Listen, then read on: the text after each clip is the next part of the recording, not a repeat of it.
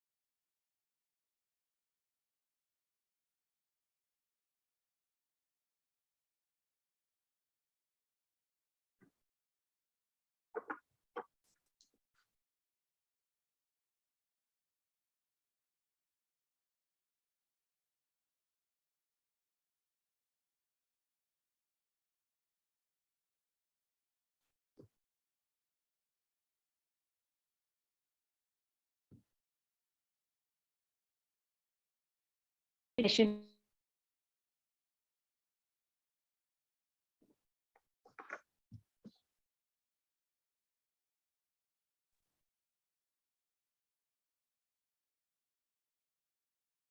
Great, I think we're all here. Great. So welcome everybody. We are, this is Mission 4.7. We are a group of organizations focusing on SDG 4.7 as we go along, and which includes global citizenship education, and it includes education for sustainable development.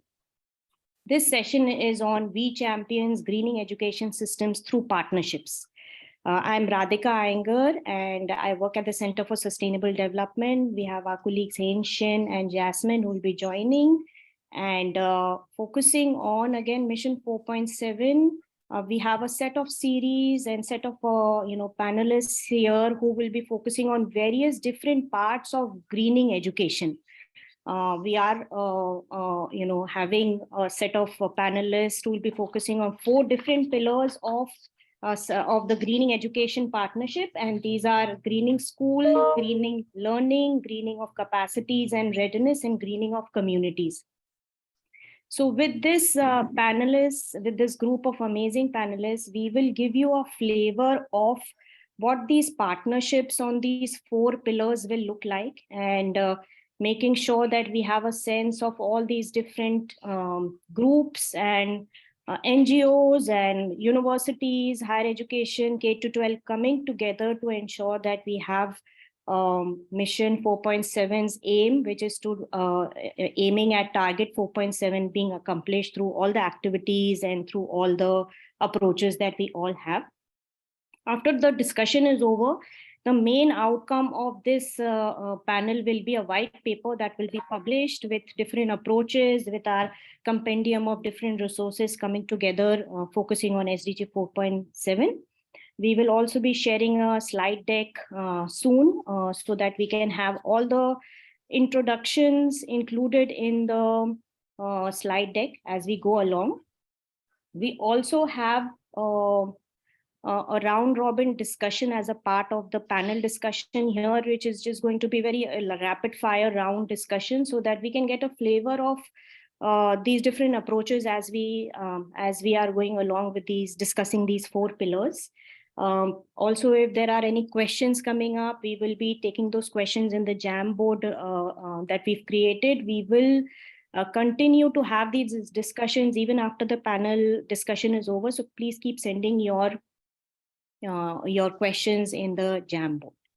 Great. So having said that, the discussion will be, first we'll start with a game. I'm very excited about this game because as educationalists, we make education exciting. So this is a way of also ensuring that our panel is a lively panel with a game followed by a round robin discussion of questions and answers as we go along. So I'll please introduce yourself, Gabby, and then we'll go over to the game followed by questions. Wonderful. Thank you, Radhika. Hello, everyone. I'm Gabriela Lozano Campos, and I'm you can call me Gabby, and I'm part of the team of Education for Sharing. Education for Sharing is an organization that was created in Mexico 15 years ago, and we use the power of play to talk about the Sustainable Development Goals and also to foster child and youth participation in for a global citizenship. So we're going to play a very quick game that it's called My Little Sister Says. I know that maybe you can hear my doggies here. I'm sorry, they are really crazy at this hour. But I have a little sister. You can see her here. And she's very curious. She really wants to know all the time what people have in their houses, their habits and everything. She's really curious as every child. So this is an inspiration for Simon Says. I don't know if you have played. So it's a very easy game where my sister is going to ask for something and you have to look in your surroundings and see if you have something that meets the things that she's asking for. If you don't, and you have a pen or a notebook, you can draw it also. So it's okay. So she's going to ask for 4 things in this occasion because we don't have too much time. But are you ready for it? The people that are participating, but we cannot see you, you can still participate, and we will love to know about your experience in the Jamboard or in the chat about it. Okay. So what do you want, little sister? What is your other side? What do you want to know? Okay, she says that she wants to see something that can be recycled in your house or in your office. Can you look for it or can you draw it? Okay. Ah, wonderful. Perfect. Okay. Thank you. You have paper, you have a glass. Wonderful. Can you look now for something that, for something that can be reused, that you can use in another way, in a different way? Okay, Lucia has a glass. Okay, wonderful. Okay, yes. Perfect, that's interesting. Okay, wonderful. You have many different objects. What else? Okay, she wants to see something that you have that we should reduce its consumption. Something that we shouldn't buy that much and be considerate when we buy it. Okay, yeah, a plastic bag. The cell phone, yes. Okay, maybe paper.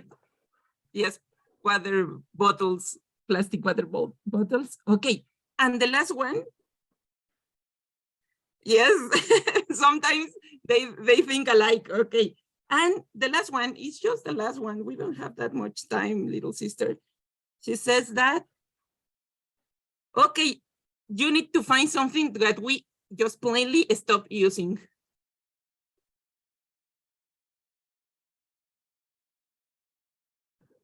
I go back to this. Okay. Yeah, maybe we need to find different options, right? Okay. Okay. Wonderful. So it's really nice. It has been really nice for both of us to see the different objects you have in your house. And we have this methodology. We created this game when we normally work in schools. So during the pandemic, the schools were closed. So we just have to look for different games that we could use during Zoom calls with the teachers, with the children. And we use this and translate it to our methodology. So as you could see in this game, first we play and we have fun. Normally when we're playing with children, they go running through their house and come with different things and everything. So the first part of our methodology is play. So because we know when we play, we get excited, and when we're excited, we learn in a better way, and we engage with the things that we're learning about. So after we play, we have a second part that is the reflection. So the teacher or the team asks different questions according to what the children experience during the game. In this case, if we have like, normally these games take like a half an hour, but after that, we ask questions about why did you bring that? And why is recycling? What is reusing? Why is important? And why should we think in a different way about plastic bags? So we start like, it's a social constructivist methodology. So we all talk about our experiences and how we learn from each other. And after that, at the end, we have a take action part. So, okay, we understood, we have fun, we understood why we had fun and how it's related to me. So at the end, we ask children, and also when we work with adults to think in a very, very concrete action that they are going to do starting today to in this case, to recycle, to reuse, and to reduce our consumption. So I'm going to ask you that because we have enough time for that. So please think in a commitment that you're going to do starting today to take care for the environment in a better way. Okay, so I'm going to give you 5 seconds. Okay, do you already think in your commitment? Okay, perfect. Maybe Aparna, could you share with us your commitment? What are you going to do starting today? Well, reduce my consumption of plastic. Okay, wonderful. Thank you. Lucia, another idea? Yes, I will actually reuse like clothes and old clothes. I'm going to try to reuse them instead of just, I literally sometimes, unfortunately, throw them away. And so I can give them away, and that's what I'm going to try to do. I love that idea, Lucia, and I'm going to do it to inspire. It's very inspiring idea. Jasmine or Hassan? I already kind of do this, but I reuse a lot of glass for plants usually. So Okay. but I kept a lot of glass and it's just sitting there. But I'm gonna get to it. It's a commitment. It's something that we're going to start doing little by little in our own context. So wonderful. I love the 3 ideas. Thank you for sharing them with me. So as you can see, they are very hands-on games that we can use to articulate with the different topics that teachers already have to handle with their children to meet the curriculum that they have. So what we give them is this, like these ideas of different games and also methodology, so they could learn how to articulate what they have to teach, but also with the sustainable development goals. For instance, this game could be used for a wide array of SDGs. In this case, we use it for the one in the planet family.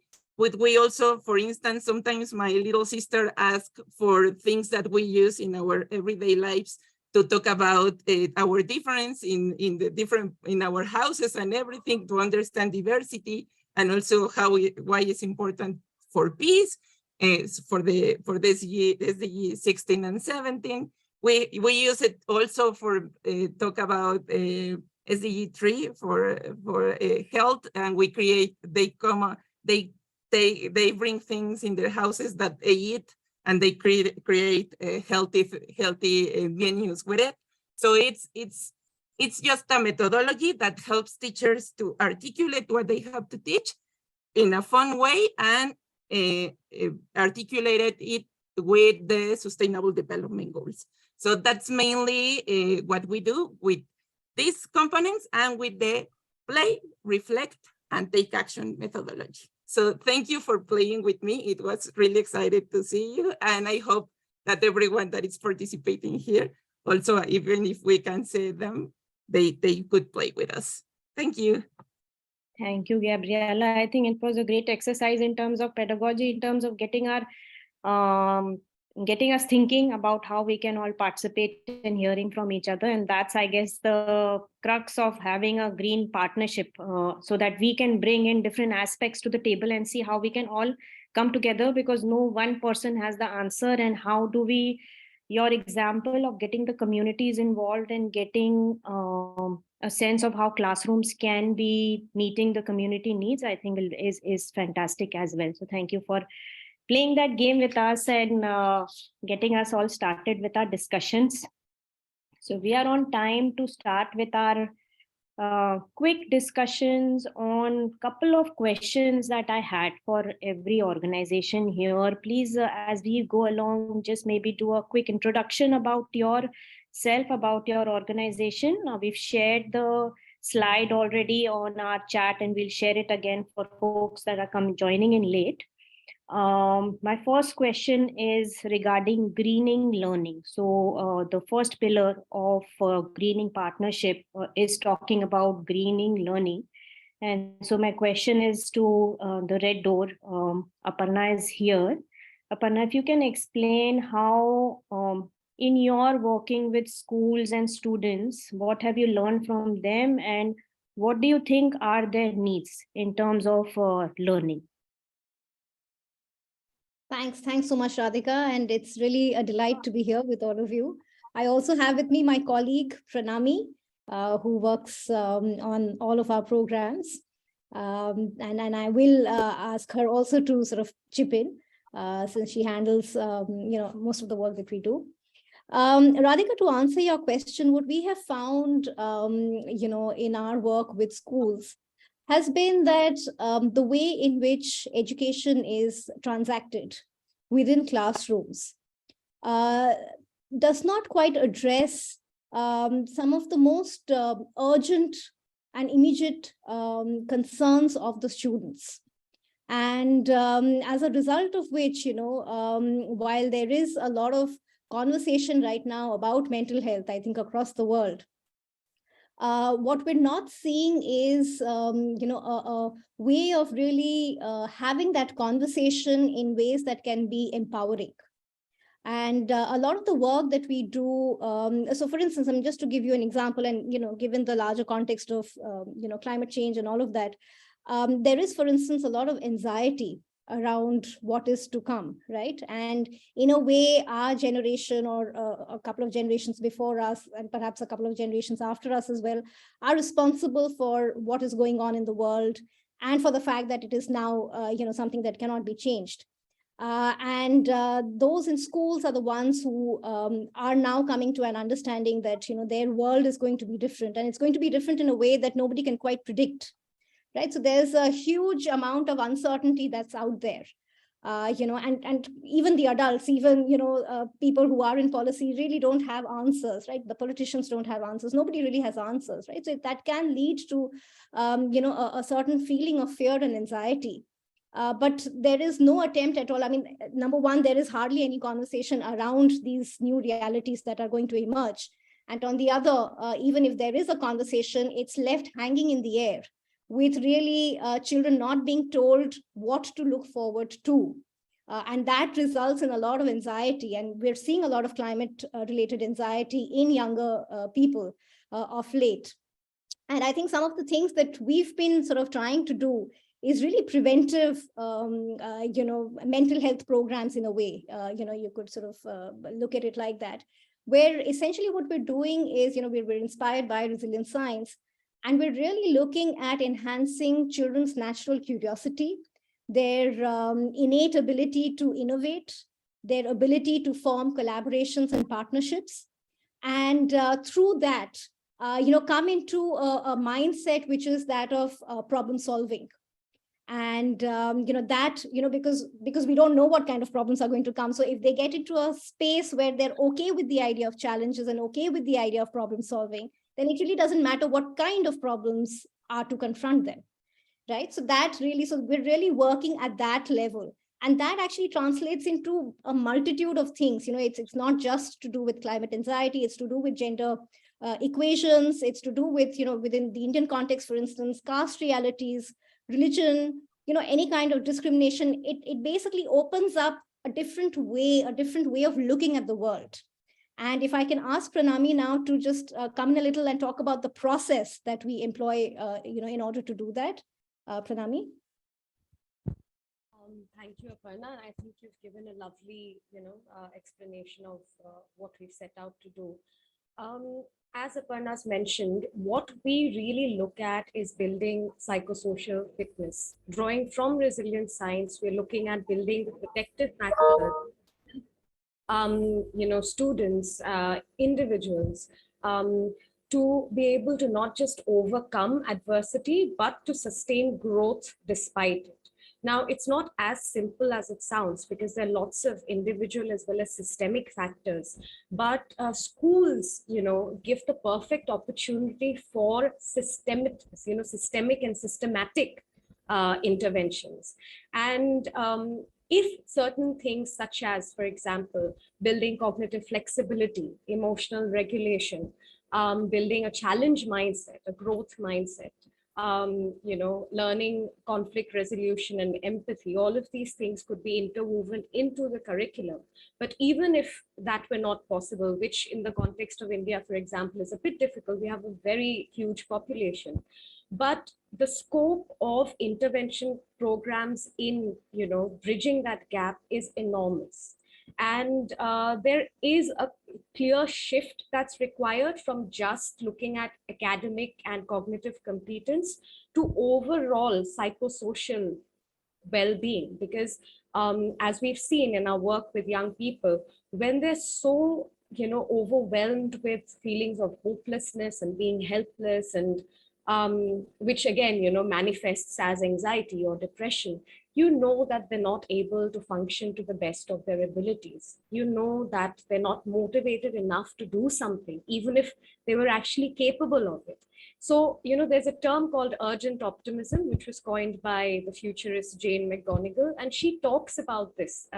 She says that this optimism is knowing what the future holds, being able to look at it very clearly, and also understanding that you have the capacity to take intentional action to do something about it. So this capacity and this understanding and belief in the capacity is not to be taken for granted in a world now where mental health issues are so pervasive. So that is what we try to do, and whatever our modules are, whatever we try and bring in, are always experiential in nature. So the pedagogic tools are very experiential, very play-based, as Gabriela, said. And that is the kind of attitude that we come with. And of course, starting with the individual, but moving on to the community and the system at large. That is our larger goal. So yeah, thank you. You, Aparna and Pranami. I think one thing I just wanted to highlight what you said. Usually when we say greening of learning, it is all about climate, and it's all about climate change or sustainable development, but you bring in this angle of mental health, which I think is a really key part of greening of learning, because greening learning cannot happen when students are not happy and are have the right mindset and are all mentally rested to take up all the learning that happens in the school. So thank you for bringing that SEL component as we think about greening learning. And over to Gabby, who is representing education for sharing.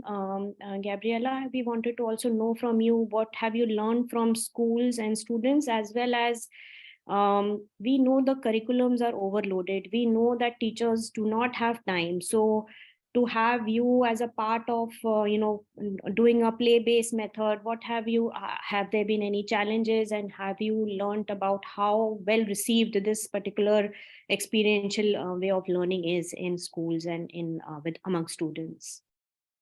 Yeah, it's a great question, and it was great to also learn from Pranami and Aparna. Yeah, we have learned that children, regardless their age, they are always interested in participate. But sometimes in the communities, they see that their voice is not important, or that they think that they are too young to participate or to really move the needle in the different projects. So what it's really important is to work in this systemic way. So teachers, parents, and the different actors in the community also learn to value the different ideas that the children and youth have. So that's the main learning that we have had through the years.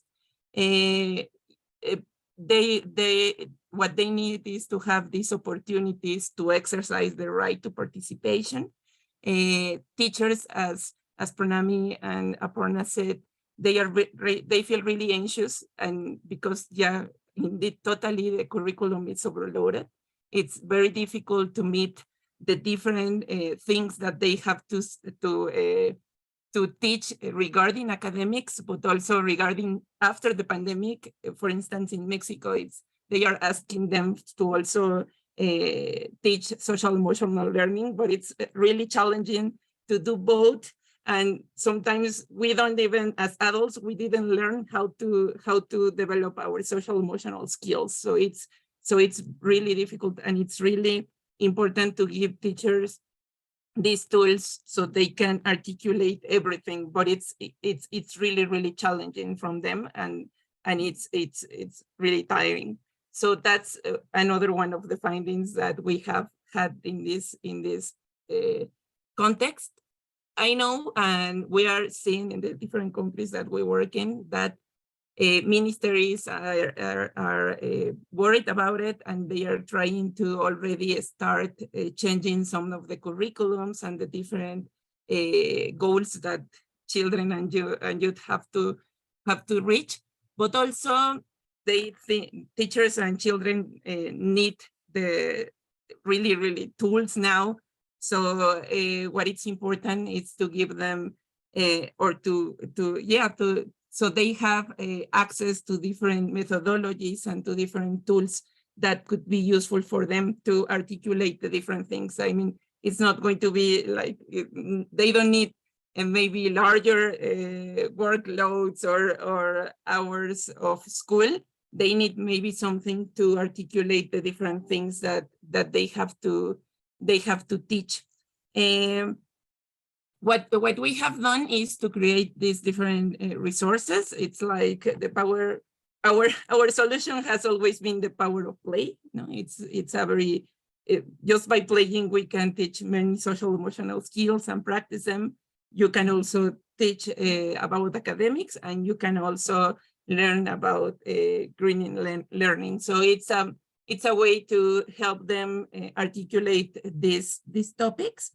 For example, just this last year in Monterrey, in the north of Mexico, they have a very huge problem with water. There wasn't enough water for the whole population, and they were really struggling during the summer because it was really difficult. So it was the first time that, at least that's what the ministry says, that they say that they have to do something to take care of the water. Sometimes for us, it's like, oh, okay, it's not something really new, but they feel it like really close in this time. So what we did is we worked with the Ministry of Education to train 200 superintendents and teachers in a methodology to using the power of play, help children to problematize their environment, to see that it was a problem and that they have to do something, that they have a role in this huge challenge. Then how they could propose different initiatives to help solve it, how to have the project management tools to create a project to help with this, and also how to do it. So what we did so far, the project is going to finish today. And so far they have created 84 different projects to to help taking care in the water in the state. So it's really important. It's a different way to see it, and they can also reach many academic topics and skills that the national curriculum in Mexico is asking teachers to meet. So that's one of the things that we have created through the years. But yeah, those are the main learnings and how we can help the different actors in the community, in the school community, to solve them. Thank you, Gabby. I think what I see around me is that many students have taken the most extreme step of not attending a school and doing a strike. Even in my town, we keep doing all these strikes, and the students and the youth. But as education system, I think what you are saying makes a lot of sense, because here you are trying to equip students to work and to understand and to get the skills required to be a part of the solution. It is good to strike and to be, raising this concern, but I think the eco-anxiety definitely increases participating in these strikes, and we are not really, as education systems, we are not really equipping students to be a part of the solution. They raise concerns because they are upset that they don't know what to do with those issues that they are seeing around. So I think maybe a big part of this panel and the paper that we come up with should be on how we can work on creating solutions and create skill-based learning so that students can be a part of the solution rather than raise a voice, which they are already doing, and take that education to the next step.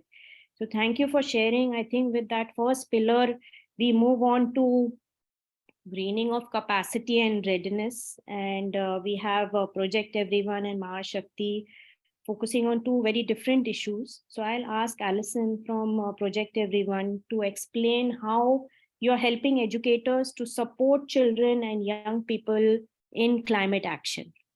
Alison? Thanks so much, Radhika. Hi, everybody. My name is Alison Bellwood, and I run an initiative called The World's Largest Lesson. It's brilliant to hear some of your interventions already today. There's so much parallel, isn't there, across the world of what students need, what teachers need, what organizations are doing. I mean, everything is so great to hear this kind of consistent message. I think from our perspective, what we do try and do is support teachers on an ongoing basis to build their confidence in teaching for sustainable development, but also particularly their creativity. I think when it comes to climate and environmental education, there's a massive opportunity for teachers to kind of use this moment almost to inject new and different approaches into the classroom. And I see that as being an opportunity that goes beyond just climate action, because if we manage to do that and we change the way, or educators change the way that they teach, then I think there's a kind of double benefit here. I think we could win for climate and environmental action, we could win for the SDGs, but we can specifically win for education as well. Kind of almost using this moment to kind of reinvent what the classroom might look like, because we all know that it still looks the same as it did or has done for 50 years. So we're really encouraging teachers to do that.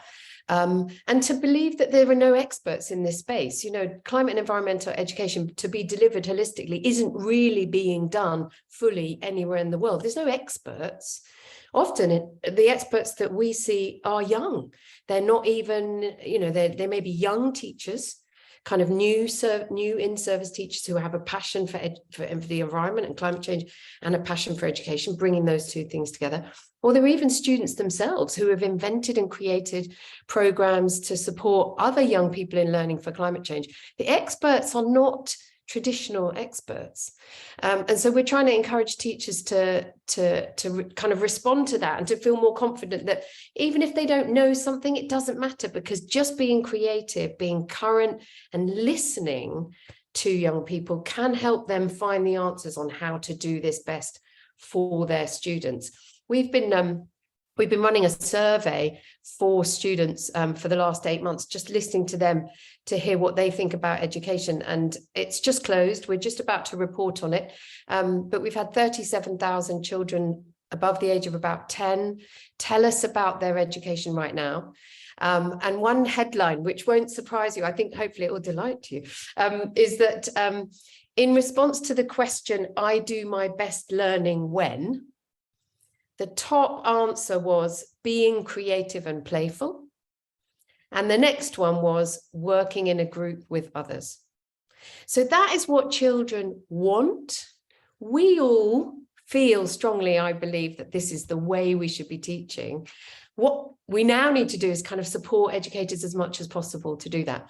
So we create kind of really small interventions, ideas, comics, books, kind of creative little things that teachers can do. We produce materials in lots of languages because we feel strongly that there's not enough multilingual learning resources out there. We call it our kind of zone of genius. We think that's the bit that we can do best. We know that there's so many other brilliant organizations doing the kinds of work that you all do, and lots of other people are doing.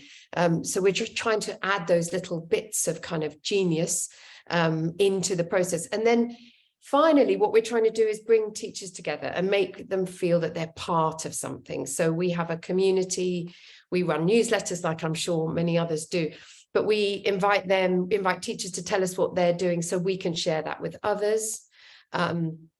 We invite them to share stuff on social media. We invite them to come to events and panels and talk about what they're doing. We work closely with organizations like Teach SDGs and the Climate Action Project to facilitate teachers sharing their own great work. And I don't know if you've heard of a new initiative called Teachers for the Planet, just launched last Saturday. It's another new initiative kind of falling under the broad Greening Education Partnership mission, but that's another one.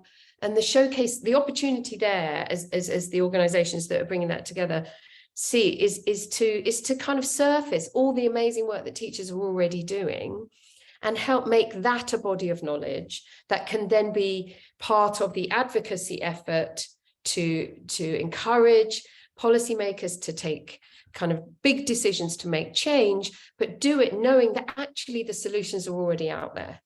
And that all we really need to do is bring them all together, organize them, and show how scaling those can make the difference that we all want to see. From our perspective, we run lots of advocacy efforts, and we'd love to do that in partnership with others. And most importantly, we want to find ways for children and teachers to advocate for themselves. So we provide platforms at UN General Assembly, at COP, and even on a local level for teachers to do that. So there's always an invitation from us.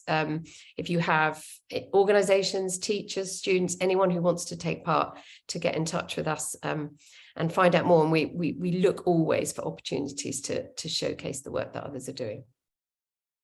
Thank you, Alison, and thank you for being so open with your invitation. We will definitely reach out, and all of our organizations here will, I'm sure, will be using your platform to showcase all their hard work that they are doing on the ground and with schools and with teachers. But one thing, what resonated with me on your presentation is what students want to learn, which is very different from our traditional thinking of students would want to learn academics and do well in examination and go to a very good college. Well, their ask is very simple: be creative, have fun, and play and learn, which is very counterintuitive to general what education folks will think. And also I feel sometimes that I'm also not adept at teaching sustainable development or climate because it has so many different dimensions.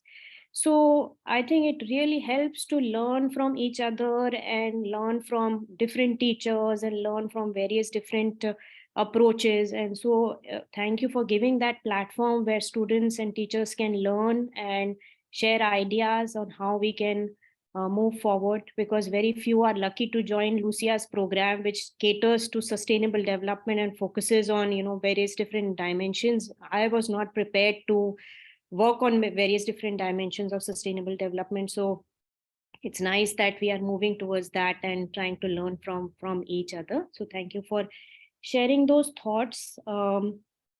Moving on to in the same pillar, greening for capacity and readiness, I want to ask Pooja Anger, who's joining from Bhopal, is the chairperson for Mahashakti Seva Kendra, which is an organization that does a lot of greening and on-the-job training.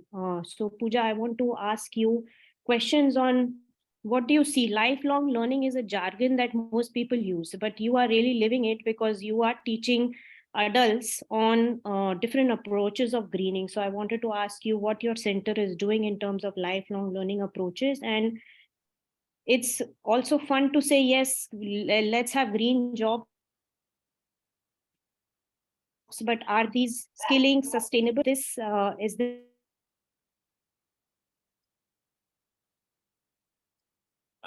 this does this learning actually? Yeah. Can you hear me? Yes. Yeah. Hi. Thanks, Radhika. And it was really insightful to hear everyone. And my organization, Mahashakti Seva Kendra, we work basically with the marginalized communities, the urban slum communities, and we work more on livelihood. And and we connect livelihood with green jobs and green environment. That's our specialization.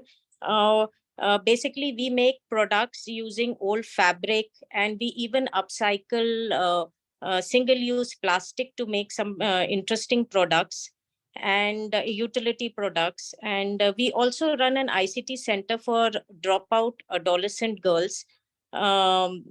So many things happening in the community, but what we have realized is that the communities that we work with, basic education is also a difficult ask. So when the conversations about climate change, reduce, recycle, say no to plastic, that have never been discussed in schools. And the number of dropouts are also so large. So when the girls and ladies come to us, they come for livelihood. But before starting their skilling, we do a number of workshops with experts so that they can understand what sustainable lifestyle is. Why are we saying no to plastic? Why are we recycling plastic?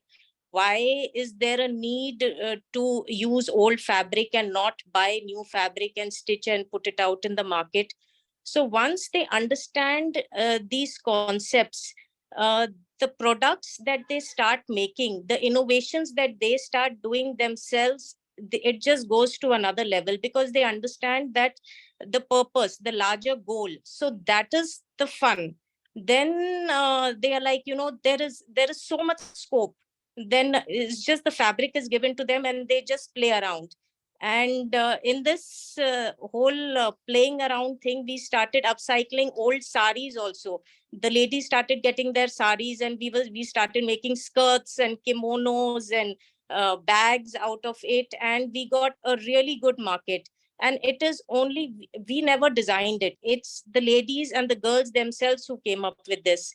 And I feel they become our eco warriors. They become our community change makers. So it's not just livelihood. We are trying to make change makers in the communities themselves. And then we see how this whole thing snowballs from one community to other community. So the places we work with, around 4 slum communities, and in that whole area, nobody is using plastic bags.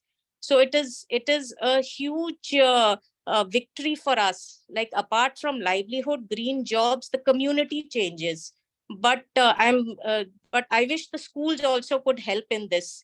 But that's the problem here. The schools are there are hardly any teachers. The schools are trying to do basic education correct. So this kind of takes a secondary thing for them. So yeah, that has been my round this thing here. Thank you, Pooja. I think, again, you are suggesting that that school should pick up this challenge, and by the time the ladies come to you, they are learning other skills on livelihood. But what are the schools doing in the meanwhile? So many years, 14 years have passed by, and if we can't do our jobs well, then really it's a big shame that we have not been able to integrate climate education, greening education, global citizenship education into our school system. So thank you for sharing those thoughts. Moving on to our next pillar, greening of communities. We discussed how education system is preparing students, and now how do we focus on greening communities through Ban Ki-moon Center is here, Catherine is joining, and she works on global citizenship education. So how, Catherine, how do you work on using global citizenship education to change communities, to empower communities, and to make our citizens ready for future? Your center specializes in working with different sectors: agriculture, health, education. So how do you bring all those different sectors together and focus on global citizenship education as a tool to create that change? Over to you, Catherine. Thank you, Radhika. Hello, everybody. I'm very happy to be here on behalf of the Ban Ki-moon Center. I'm here with my colleague, Philip, who's actually also managing our Mission 4.7 contributions. So that's one of the things that we do as a partner in the Mission 4.7 consortium. We try to advocate as well for better inclusion of greening and sustainability and climate change and global citizenship in educational programs. The Ban Ki-moon Center itself basically has a theory of change where we say we want to see a world that is led by people who act in the sense of a global citizen for the SDGs, for the Paris Climate Agreement. And we do this by working with current decision makers and with future decision makers. And so this is where this comes together. Obviously, not everything we do is completely integrated with each other. It would be quite hard to do that. But so we have the advocacy arm where we, through Mission 4.7, but also through our co-chairs, Ban Ki-moon and the former president of Austria, work directly with decision makers, be it UNESCO, different ministries of education, also locally here in Vienna or regionally in Austria with the educational directorate, to really on that level integrate global citizenship education, education for sustainability, green jobs. But then again, at the same time, we also try to work with the future decision makers, which are slightly removed from the school. So they're already in at least an educational university education, but they want to do something and they identify as global citizens. And so we bring in all of our work as the Ban Ki-moon Center for Global Citizens, have that global citizenship mindset integrated in our activities. Specifically, for example, we'll have online courses. So currently we have 3 open online courses, one on sustainable development, one on global citizenship, one on gender equality. We have an executive training on climate adaptation for young women in Africa, really learning how to adapt to climate crisis, as we're seeing this, especially in African contexts. It's really difficult to adapt and to get the right kind of funding, and especially for women into this. We have scholarship programs, fellowship programs where we integrate these lessons and these structures in our work. And almost all of these programs that we do with the future change makers, with the future decision makers, have a component called the SDG micro projects. And this is where I see also parallels in terms of what we've heard so far from the other participants in the discussion, is where not only will we provide information and knowledge, but we'll encourage young people to take action and in groups creatively find solutions on the ground within their spheres of influence. And so these SDG micro projects, we've so far had, I think, 217 implemented that have reached another 700,000 people with all kinds of topics around the SDGs. Specifically on greening, I'd like to give you one example from one of our scholars of 2021. Her name is Gillian Ndlovu. She's from Zimbabwe. And what she did as her micro project is she went to schools and taught or gave workshops to 300 children to learn about sustainable agriculture. She's herself an agroeconomist. So she taught about sustainable agriculture. How do you grow food that doesn't go bad, that doesn't affect the environment in a negative way? So she had these student workshops, but then at the same time, they also together planted trees, fruit trees with their schools. To have like that practical component and to actually see something changed in their activities. Also teaching out what kind of trees, how do you tend to them, where do they have to be, because some kids already had planted trees, but they didn't have that background knowledge and what is most sustainable when you plant a tree. And then on top of that, they made sure, and I think we had that already in the conversation today as well, to bring everybody else on board who is around the children. So basically not just the pupils, but their parents, the teachers, their community leaders, so that they received like a little pamphlet that the kids could take home. And we all know is when a kid learns something very exciting, they want to teach and tell their parents. I remember when I was a child and recycling was introduced in schools, I was getting on my mom's nerves until she finally recycled everything that we had. And I think this is something where we can also see youth as in terms of leadership when it comes to greening. There's a bunch of things that are coming up still. We are going to launch a Green Jobs online course over the course of this year, which is focusing more on young people between 16 and 20 to help them understand what is a green job and how can I build my career, how can I go the right paths in terms of education. We'll have a workshop specifically, an online workshop specifically for global citizenship education practitioners coming up in May, where we're going to speak like really on academic level, what is the latest information, what is the latest knowledge on GCED, and how can we again turn that into actual projects.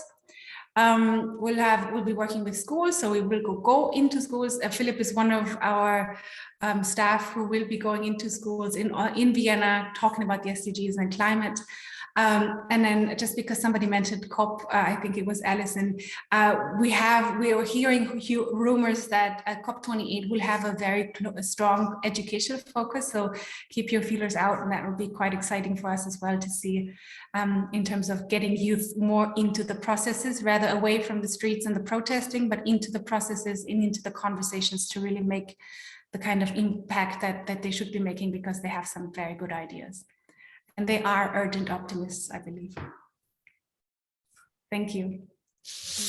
What a great way of ending a discussion on being urgent optimist. I think this is a great segue into creating more pathways, as you mentioned, creating more pathways to learn and for you to participate in processes rather than them being frustrated and being bystanders. I think thank you for all that the Ban Ki-moon Center is doing on creating those different pathways.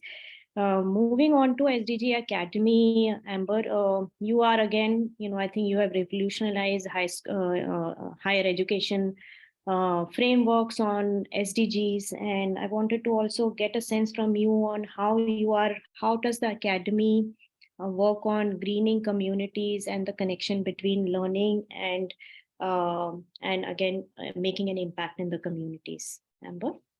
Sure. Hi, everyone. Thanks for having me. I love this term, urgent optimism. I've noted it and plan to use it a lot.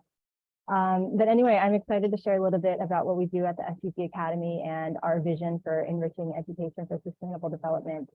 So, going back to this concept of community, this is a really important concept for us, right? Because we all know that SDGs are an ambitious agenda, right? It's going to take a global community to achieve these goals.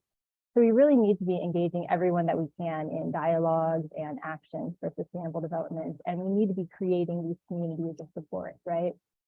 So how do we do that at the higher education level? At the SDG Academy, we do it in a number of ways, and my colleague Lucia will speak specifically about one in just a moment. But first, I just kind of want to think broadly about how higher education institutions can contribute to sustainable development and create what I call green communities. So we often break this down in 4 different categories, right? So we have teaching and learning, research and development, governance and operations, and community engagement. And these really encapsulate the different ways that universities can make progress towards the SDGs and sustainable development. And right now, all of those areas need to be transformed in universities. So in the teaching and learning sphere, you have coursework that needs to be interdisciplinary. You need education that incorporates things like social emotional learning or peace education, right? And you need education that conveys values for a more sustainable world, things like global citizenship, right? In the sphere of research and development, we need to be shifting our priorities to sustainability related topics. In governance and operations, that's really about transforming university spaces, right? So trying to cut carbon emissions on campuses, enhancing recycling programs, creating inclusive spaces and practices at universities. And then you have community engagement, which we're talking a lot about. So that's really about ensuring that universities are working in communities, right? And that there's an exchange of knowledge happening, and that we're breaking away from this idea of ivory towers. So these are really the core pillars, again, that universities need to be thinking about as they go down the path of greening education. I'll say that change definitely isn't easy. When we've seen universities try to do this in the past, try to make these transitions, there's definitely been obstacles. We see things like, bureaucratic barriers. A lot of times academic departments are very siloed and not working together. And sometimes, there might be an upfront investment involved that universities just aren't willing to make, right? So it's just obstacle after obstacle as we try to, undergo these transitions. But even though change isn't easy, the change is definitely possible. We just need to be, nurturing these communities of support. So that's one thing that we try to do at the SDG Academy, is creating communities of professionals, scholars, students, practitioners, et cetera. In the teaching and learning sphere, which we've worked a lot in, we have been developing online courses for years and years. If you go to www.sdgacademy.org, you can find a full list of our courses. There's over 40 available in our library now. And when we create these courses, we pull together professors and experts from around the world, across geographies. And then we make these courses available for free for all. Right now, our global community of learners is around 800,000, which is quite large. But we also manage a few smaller communities as well. So we host a couple of master's degree programs. And basically, when I say that, basically, it means that we are the secretariat to a consortium of universities that have, masters in sustainable development or development practice. And we co-develop and support curriculum for that. And then those university partners, of course, work with each other within the consortium. And then lastly, we have a program called Global Schools. And Global Schools is a community of teachers who receive training and resources to incorporate education for sustainable development within their classrooms. The teachers are from around the world and really a diverse array of classrooms. And then, so I will turn this over to my colleague, Lucia, who can speak more specifically about one of our programs called the Masters in Development Practice, just to talk about how we are actually engaging in communities and encouraging students to engage in communities. But I do want to invite everyone that is listening in on this webinar to join our community at the SDG Academy. You can utilize our resources. You can become a learner with the SDG Academy by going to edX.org. We have a community of practice. So there's definitely lots of ways to be involved. But right now, I'll turn it over to Lucia to talk a little bit more about her program and do a deeper dive into that.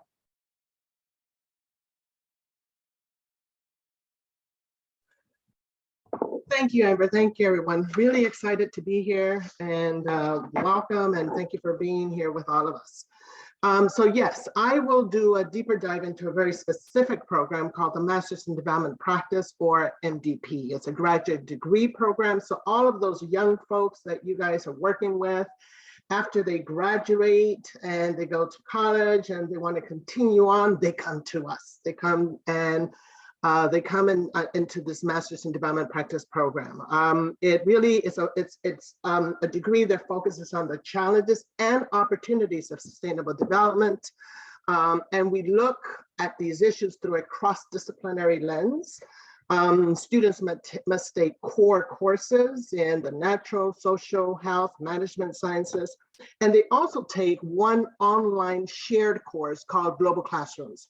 And I mention this because this is a free course, well, for now anyway, that anybody can take, and it really focuses on, I would say, is the one-of-one of sustainable development, or the one-of-one of the SDGs. So it's called Global Classrooms. And again, we do it from September to December, and anybody and everybody is welcome to take this for free. And you don't have to be an MDP student or alumni to do so. So one of the other ways that we do greening of communities is one of the requirements of this course, in addition to these 4 core courses and these 4 pillars that I mentioned, they have to do experiential learning, or something that we call field practice. So they go out into the field, they're working with communities, they're working with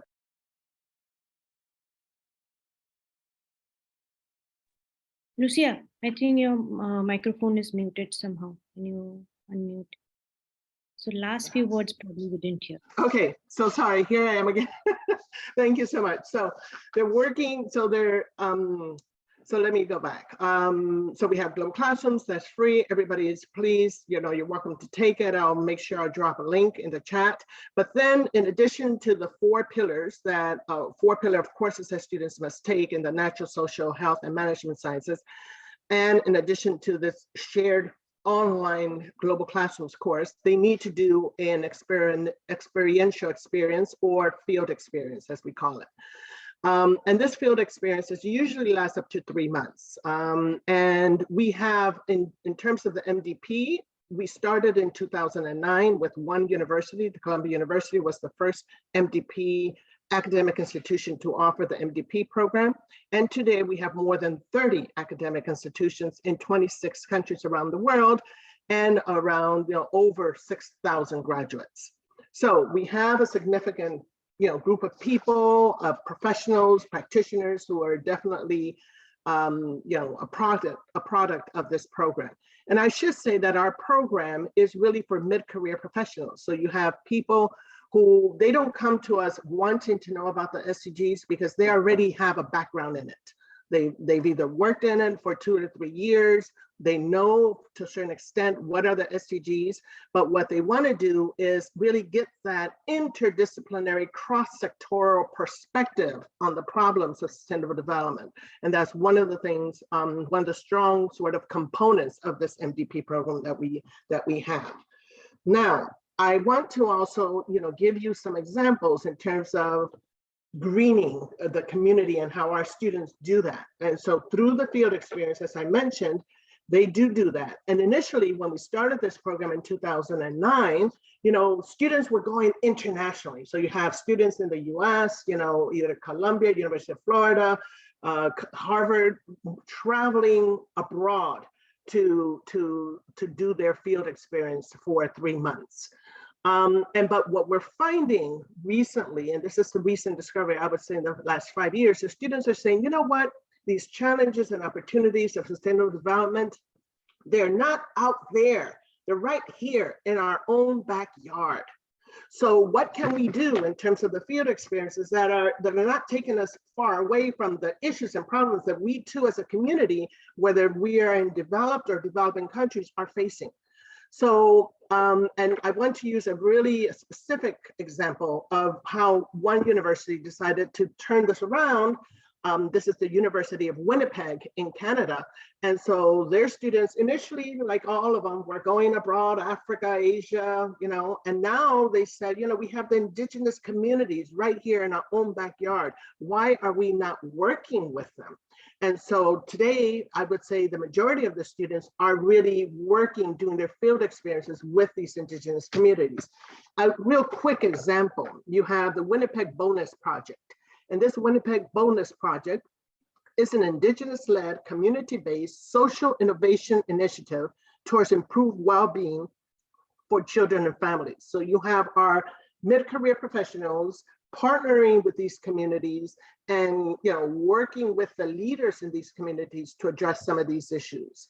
Another one that's called the Iniwiki Stei Kewin It's a grassroots indigenous seed library that seeks to provide seeds and resources to help indigenous people grow food in Manitoba. And they distribute these foods they distribute the seeds into the hands of indigenous people, and over time, seeds will be returned. So this exchange, creates a library where people can grow seeds to grow and return them to others to access. And these are just two examples. I have others, but this is an example of how we have changed from looking outside, abroad, over there, the problems, to looking in our own backyard and really trying to be part of the solution, as somebody said here, and working with community leaders in that specific community. Thank you.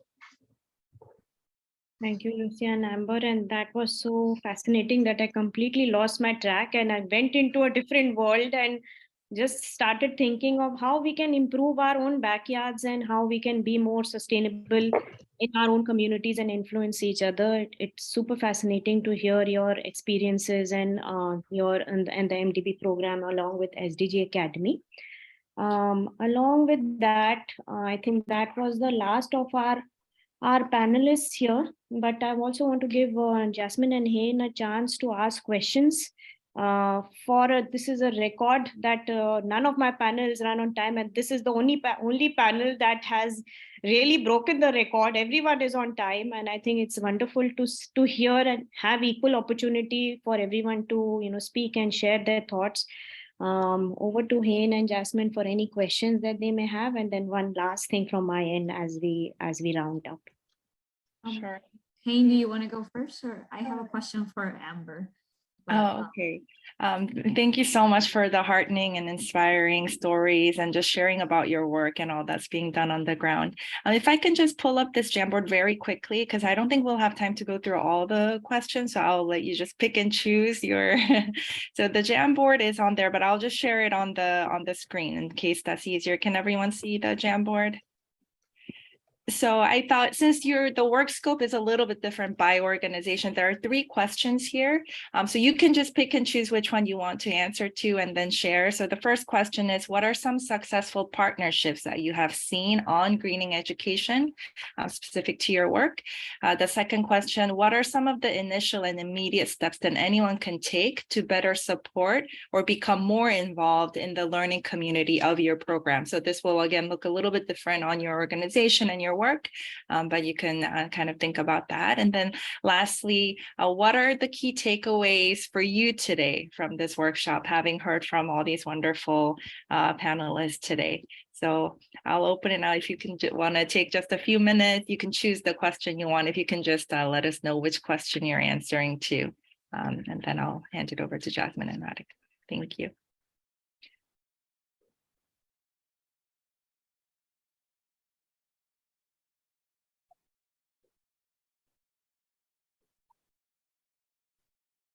Hopefully one of the 3 questions is slightly easier to answer first in case.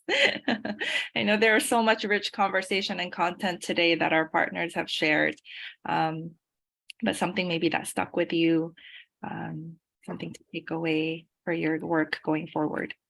And I have a silly question, but do you want us to do this in work, like writing it down on the Jamboard, or do you want us to say it?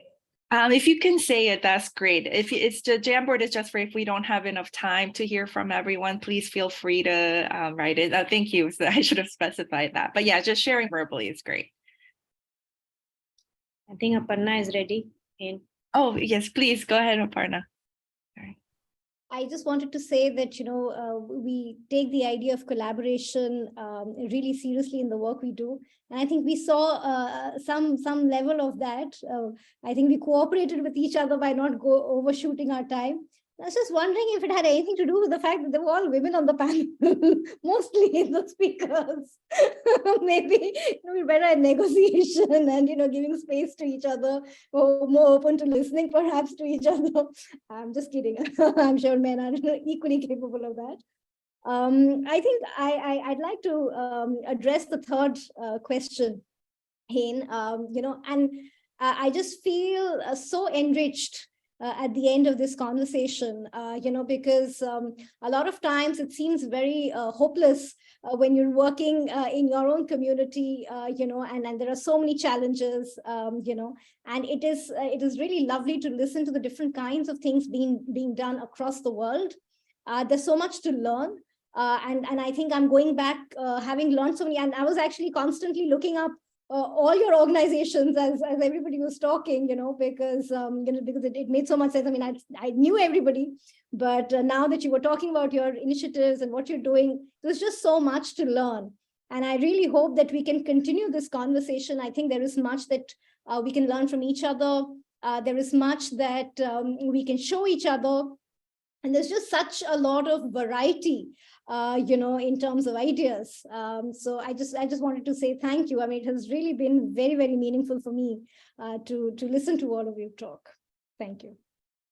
Thank you so much for that. And I think in that sense, then with today's just conversation was very successful because it was really trying to pull our partners together to share this. So that's very heartening to hear. And I feel the same. Thank you.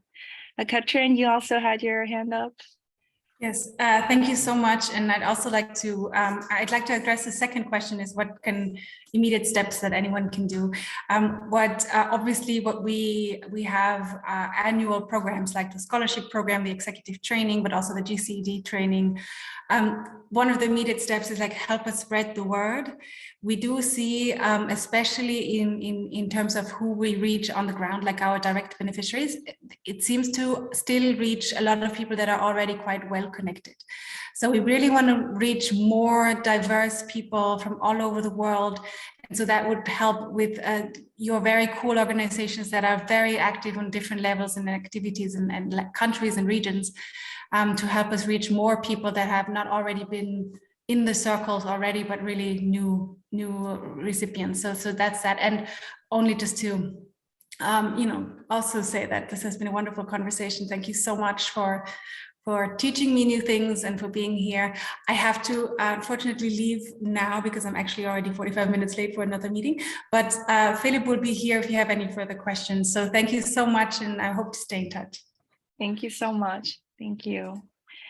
And I think although Katrin had to leave, that brings up a really great point. I think one way that we can really support each other as partners is sharing about each other's work and how can we really become more involved together as a whole bigger learning community. And Alison, you also had your hand up. Yeah, thanks. I'd like to address question one. A couple of examples of partnerships that we've been involved in are those where the parties come together and bring different skill sets and experiences so that the collective output can be more powerful. And we've been working very closely with an organization based in Abuja in Nigeria for a few years now to support them in developing a community center for the SDGs and teaching the SDGs and greening skills to children in various different parts of Nigeria.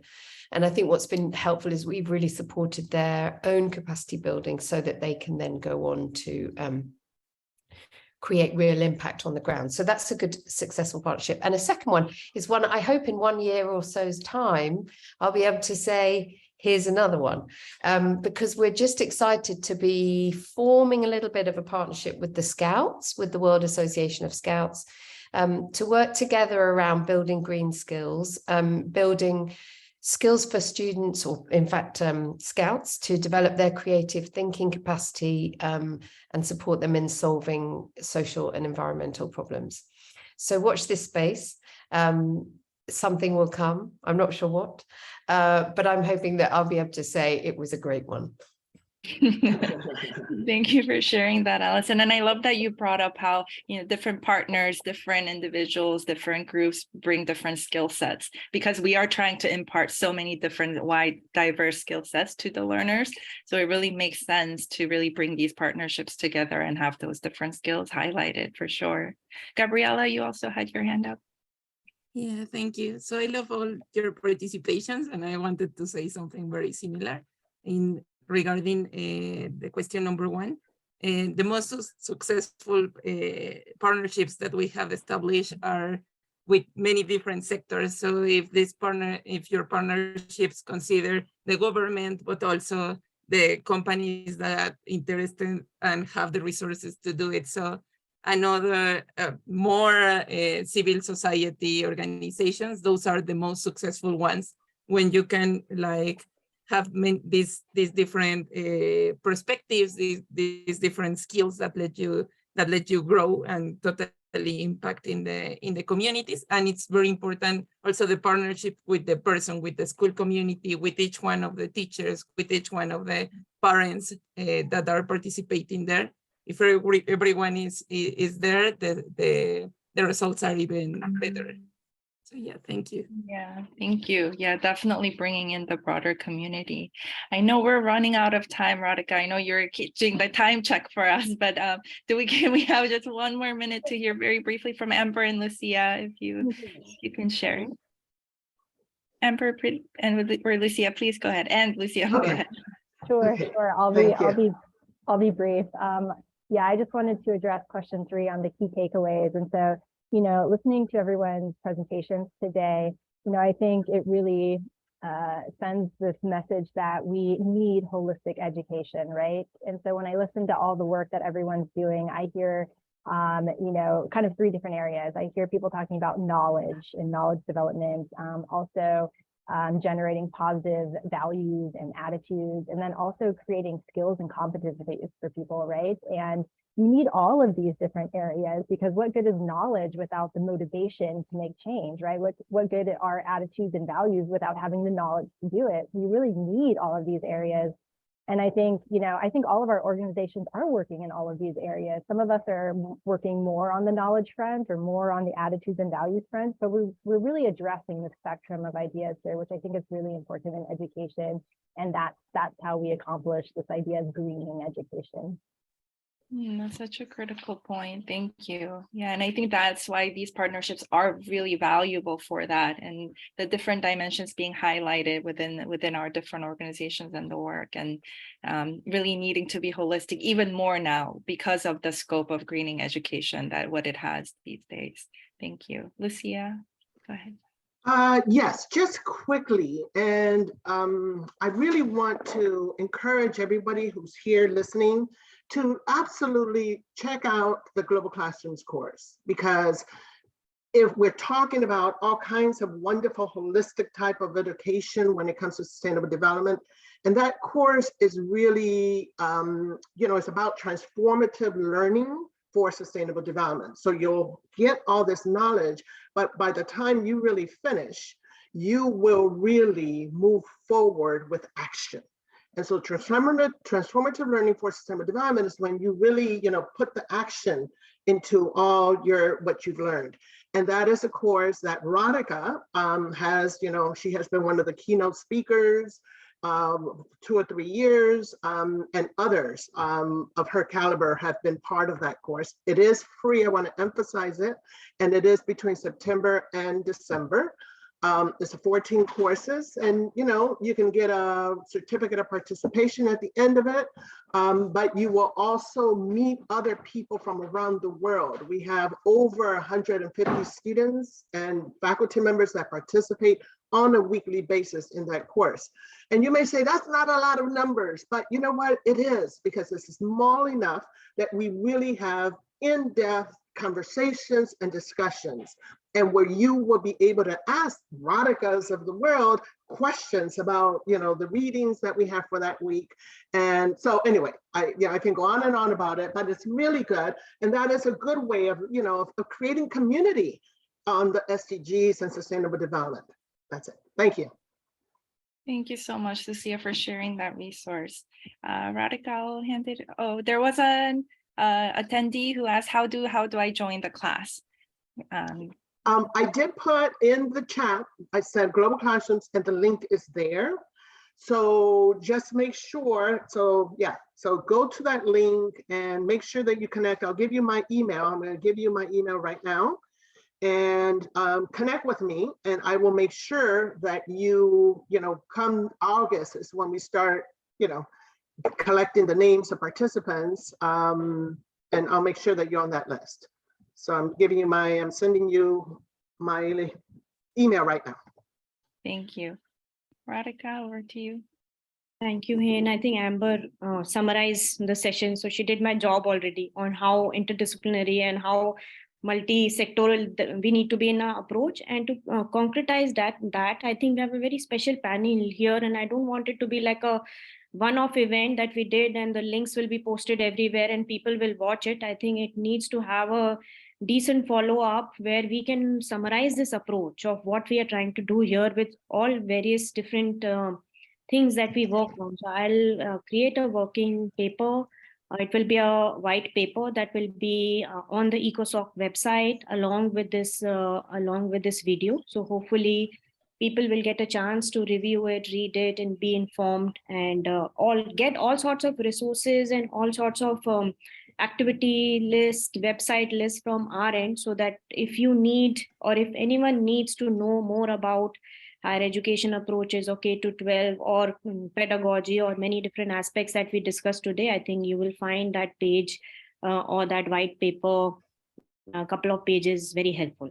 Having said that, I think we have 5 minutes over, and I respect everyone's time, and thank you for being here, and thank you for having such a fascinating discussion with us. It's really informed me and informed my ways of thinking going forward, and hopefully we'll share all our ideas with everyone, and they will be inspired to do all the many things that they're doing, but with some new inspiration and some new ways of thinking about sustainable development along with SCL and global citizenship education. So thank you very much for joining.